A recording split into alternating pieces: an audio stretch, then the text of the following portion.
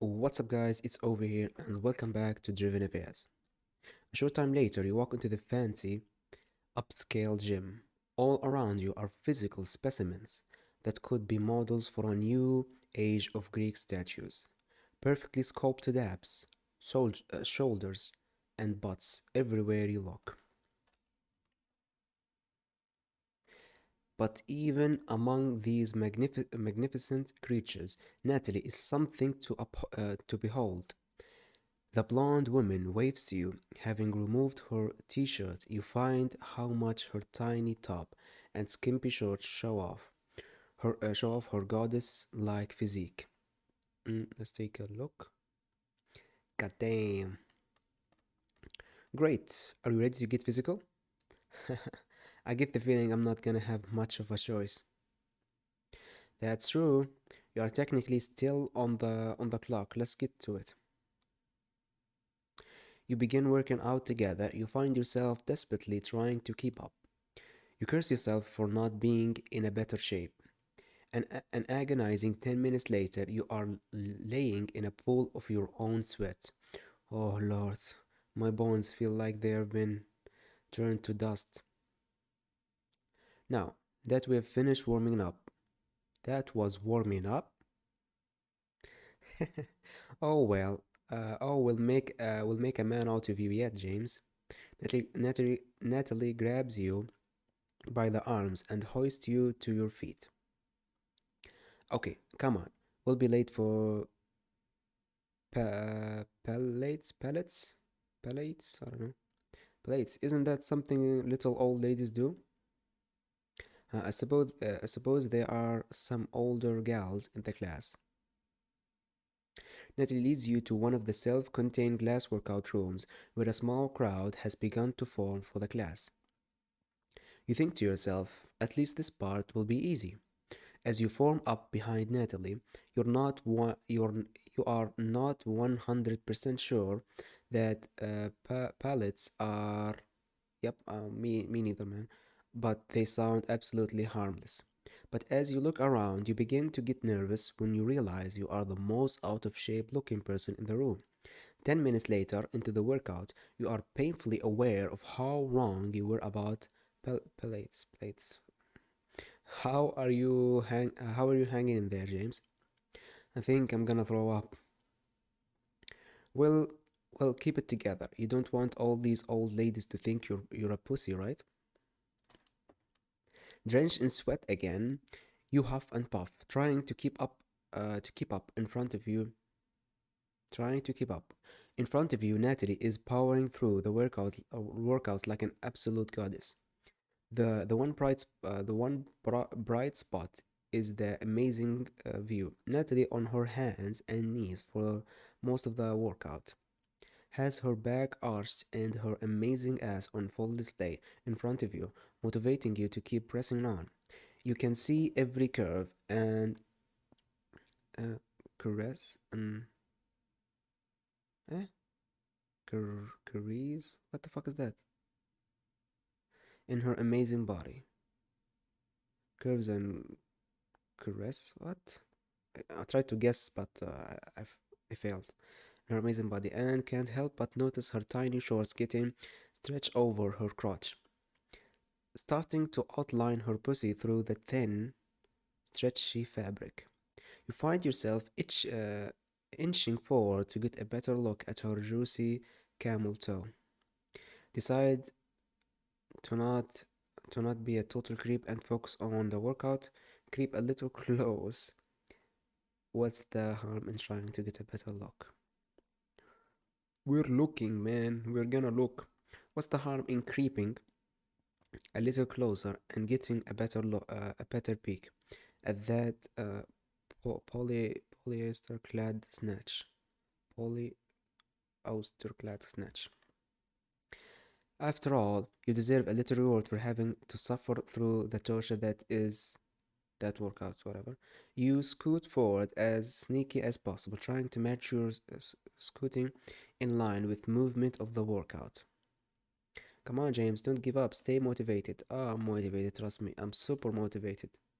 You watch as Natalie, her glorious ass, propped up like she is presenting herself to you as she kicks in rhythm with the instructor. Come on, class, let's go. And one, and two, and three. With each kick, it looks more and more like Natalie's ass and pussy are just eating those little shorts.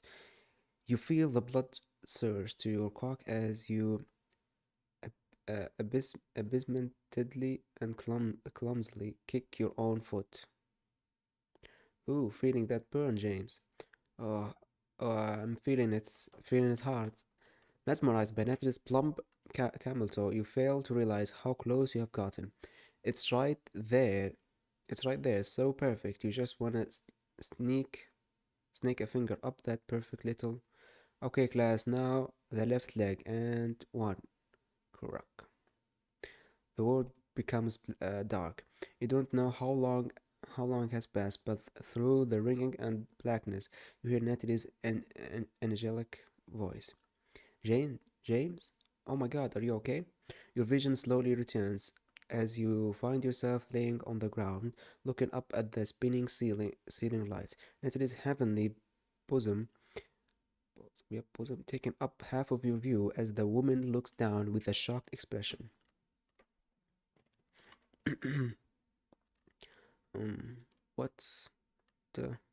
Your voice sounds off, somewhat nasally, as you feel an intense pressure in your Yup, and something warm and wet running across your mouth and chin. I am so sorry, I wasn't paying attention to what I was doing and I accidentally kicked you in the face. Oh, I feel just terrible. This always happens. I get so into the workout and end up pushing too hard and someone gets hurt. Oh God, please forgive me, James. Oh, this no worries. Happens all the time. I get kicked in the face all the time? Yep. Oh gosh, your nose is bleeding so bad. Hope it's not broken. Let's get you to the first aid station. Wait, but Organ? A short time later, you are sitting on a bench outside the nurse's station. Your facilities having returned and an ice pack held to your face. Oh, I'm so glad it's just the bloody nose. I still feel just awful. Can I get you anything else? Do you want an aspirin or something? No, no, this is fine. This fine. It was just an accident. Don't beat yourself up too much over this. You're really just glad Natalie didn't realize the reason you were so close was so you could eye grope her. But you don't love the overly motherly attitude she has with you at the moment. Well, please let me know if there is anything I can do to make it up to you. I still feel so bad. I nearly took your head off. You entertain for a split second asking her to show you her tits, but you decide that that's just the, the head kick talking. How about we call it a day on the workout and we'll call it even. Let me throw you let me throw in a smoothie and we have a deal. You let Natalie help you up and baby you over to the smoothie bar. Not the most dignified way to end up an otherwise disastrous workout. I really want to reload, but I'm not gonna do it. After cleaning up following the workout, you and Natalie leave the gym, sipping on a couple admittedly very good smoothies. You hop in your car and pull out of the parking garage, heading back to downtown to Natalie's townhouse. I'll admit I haven't been worked over like that in a while. I don't know if I should thank you for the workout or curse you for almost killing me. I'd take either as a compliment. So, were you always really into fitness or did you just start getting into it recently? I was always pretty athletic. It's great for your health and for keeping things tight. Not a bad thing for a girl my age. Well, if it's not too bold of me to say, I bet you would make any woman insecure about her looks. Thanks, you're sweet. Plus, it's something to keep me out of the house, you know? I know some people think it's a dumb hobby, but I enjoy it. I got engaged when I was pretty young. I thought I was living some fairy tale. I was just some nobody and had attracted the eye of this rich, handsome older man. At first it was magical, just gifts, dinners, or whisked away on fantasy trips on a moment's notice. When we got married, I thought it was going to be happily ever after. But now, I don't know. Sometimes I feel like more of an accessory to my husband than anything else. Sometimes I'll go weeks without seeing him, and then he'll be in town for the night, and he will have some big function with all his clients, and then it's the same routine: Royce, 8K, 8K tux, Rolex watches, tall blonde wife. Just another status symbol to show off his business partners. On those nights, I think he has deeper exchanges with the bartender than me. We got a weak point, guys. Well, you have a real knack for fitness training. Have you ever considered doing it professionally? It can't be all bad. It must be nice having that lifestyle at least. Well, if you don't mind me saying, and I mean no disrespect to your husband, but I think he's being a kind of a jerk. Oh, you're taking a bit of a risk saying so. Technically, he's the one paying your service. Well, I said it. By the way, I wasn't completely joking about you being a personal trainer. You got a real knack for this fitness work. I mean, I'm no Adonis, but I'm not totally a slob either. And you busted my ass back there. Uh, well, you didn't do so bad. And again, it may be too bold of me to say, but I don't know a woman who wouldn't kill to have your physique, and frankly, very few with the drive to achieve it. Oh, you're just being nice, so I don't beat you up so badly if you ever have to be my gym partner again. I'm 100% serious. Even compared to the trainers working at the gym, I think I'll listen to you before hearing what they had to say. I mean, if we're just going by whose butt was getting more looks, you dog, were you checking me out? Me, I would never ogle a woman like that. I was just studying your technique. Those other animals, they were definitely checking you out. I have too much respect for you to objectify that magnificent hiney of yours. Hiney. What? You're sweet. Maybe I won't come down on you so hard next time. Next time we work out together. You finally pull up to Natalie's apartment. Oh no. Well, thanks again, James. This was a lot of fun. It was painful but fun. Enjoy the rest of your day, Mrs. Grace Garcia. Why the fuck do I keep calling her Grace? Natalie gives you a cowy smile before gliding up the stairs to her place, your eyes glued to that amazing ass until it disappeared behind the front door.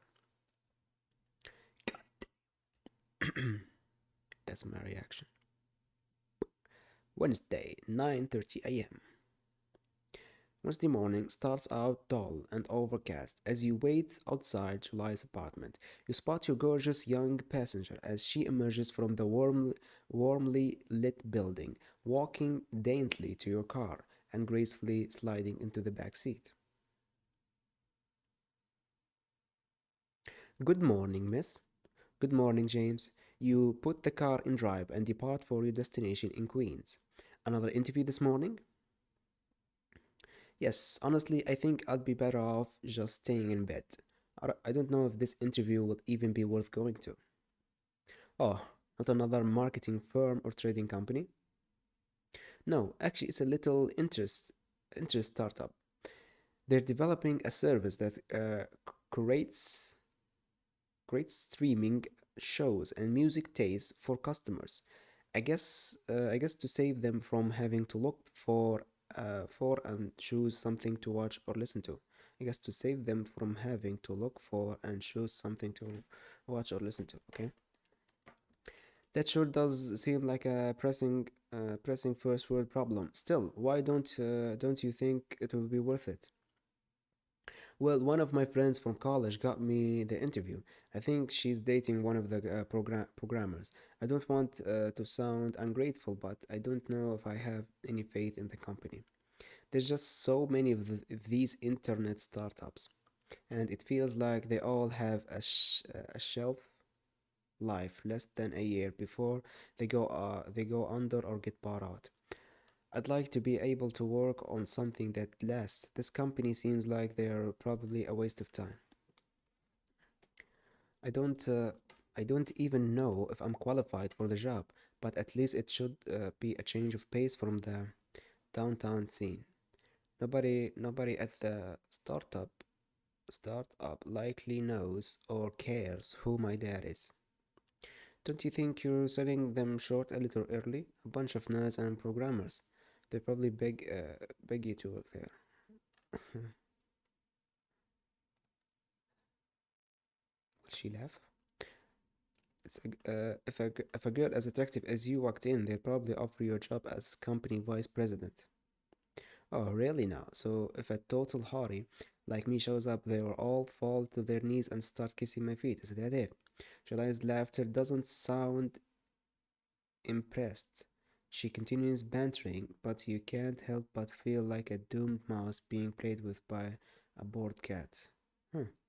Maybe if I bat my eyelashes, they'll give me the CEO position. Just have them bring me a pumpkin spice latte while I take selfies. Is that it? I wasn't trying to say, yeah, you were. Fuck. She's scary, man. She's even scaring me. Just playing here. I'm not the guy who's talking. Yeah, let's do this. Startup geeks trying to do the same thing you are. They're starting from scratch and trying to build their own success. Maybe give them a chance. Oh, is this one of the driving packages? Is this one of the driving packages where the chauffeur offers life advice along with getting stuck in bridge traffic? That's some pretty self-assured talk from somebody who I met 2 days ago. You don't know anything about this company or me for that matter. Unless I'm mistaken, you don't own this car or the company you drive for, so you are in a position to give me career advice. Maybe not, miss, but I call how I say I apologize if I was being too bold. Yeah, well, maybe I like people who give me life advice to be older and more whimsical. God damn, man. Both of the options suck, so let's pick this then. Fuck you. Okay. Here. Yeah, you were. You're saying I should just get a job because I'm an attractive young woman who needs an intellectual capital or expertise when you can just flash a cute smile and pretty up the office, right? You're twisting what I was saying. I just meant, no, I'm flattered you think I'm hot. Truly, I am. I mean, why even work or try and make a name for myself when I can sit around the house all day or buy shoes and purses with my darling hobbies credit card. I'm sorry, I didn't mean to come across as an ass. Yet you did so easily. Is this the part where I'm supposed to give you my number? I'm not sure because I'm just a dumb hot girl. I'll shut up for the rest of the drive. Well, at least you're learning.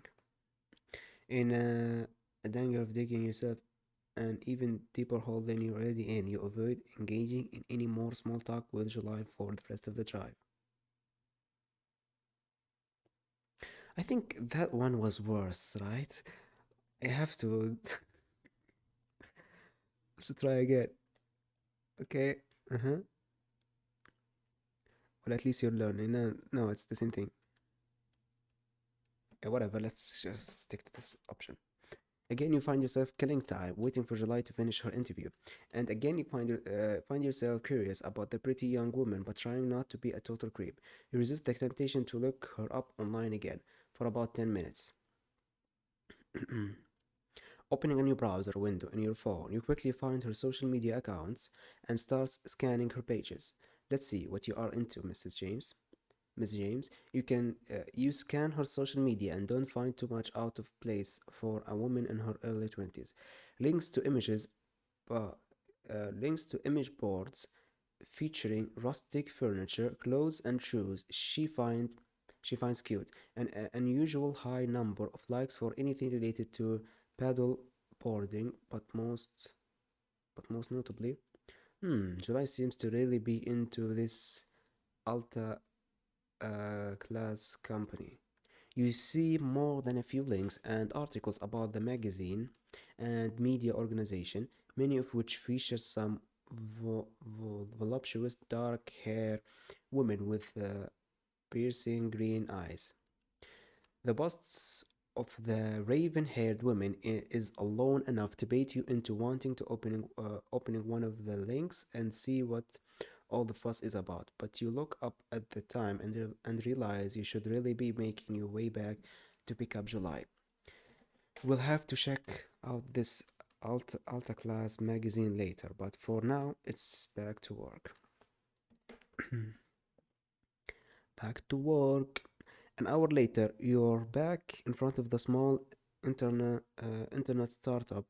The clouds of clouds of cleared.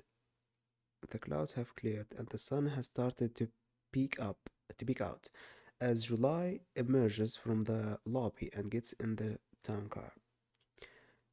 Okay, I think we gonna end this episode right here. We'll continue it in the next episode. I think there is a misspelling here, right?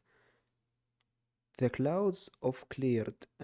Yeah, it should be the clouds have cleared and the sun has started to peek out, right? Now later we're back in front of the small internet startup.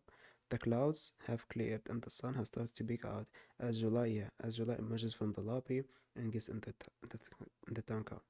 Yeah, I had to make sure. This is the first misspelling that I have seen in the game. That's good. That's a good game so far. Yeah, I'm used to other games like with so much misspelling and other shit. Okay. Anyhow. This is the end of the video. Okay. Leave a like if you enjoyed. Subscribe for more videos, and goodbye.